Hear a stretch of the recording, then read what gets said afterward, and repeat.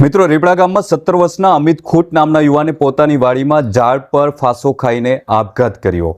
આ ઘટના પહેલેથી જ ચર્ચામાં હતી, કારણ કે અમિત સામે તાજેતરમાં એક 17 વર્ષની સગીર મોડેલ પર દુષ્કર્મનો આરોપ લાગ્યો હતો। આ કેસ રાજકોટના એ ડિવિઝન પોલીસ સ્ટેશનમાં નોંધાયો હતો, જેમાં પીડિતાએ દાવો કર્યો હતો કે અમિતે તેને ઇન્સ્ટાગ્રામ દ્વારા સંપર્ક કર્યો હતો અને 2 મેના રોજ વિરાણી ચોક પાસે જ્યુસ પીવાના બહાને બોલાવીને તેમના પર દુષ્કર્મ આચર્યું હતું। પરંતુ અમિતના આપઘાતે આ કેસને નાટકીય વળાંક આપ્યો છે। પોલીસને ઘટના સ્થળેથી એક સુસાઇડ નોટ પણ મળી આવી છે, જેમાં અમિતે લખ્યું હતું કે તેને મરવા મજબૂર કરવામાં અનિરુદ્ધસિંહ જાડેજા અને રાજદીપસિંહ રીપડાનો હાથ છે।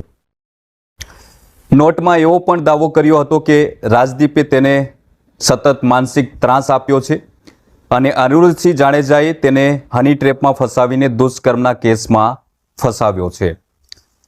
મિત્રો, આ ઘટના બાદ પાટીદાર નેતા જિગીશા પટેલે આ મુદ્દે પોતાની પ્રતિક્રિયા આપી છે। તેમને શું કહ્યું તે આ વિડીયોના માધ્યમથી સૌથી પહેલા સાંભળો અને વિડીયોમાં આગળ વધતા પહેલા અમારી ચેનલને સબસ્ક્રાઇબ કરવાનું ભૂલશો નહીં।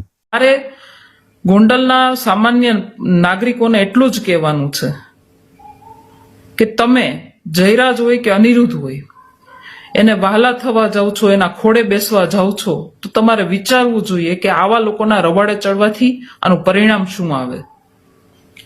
બીજું મારે એ પણ કહેવું છે કે અમિત ખૂટની આત્મહત્યા પછી જયરાજ ત્યાં પહોંચ્યા અને ત્યાં પરિવારને આશ્વાસન આપ્યું, પણ જ્યારે અમિત ખૂટ જીવતો હતો ત્યારે તમે ક્યાં હતા?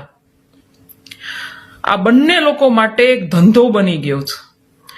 ગોંડલના પાટીદારો જીવે તો લાખના અને મરે તો 1.25 લાખના। મને તો એ પણ ડર છે કે મૃતકનો ફોટો લઈ આ બંને પોતાનું રાજકારણ ન કરે તો સારું।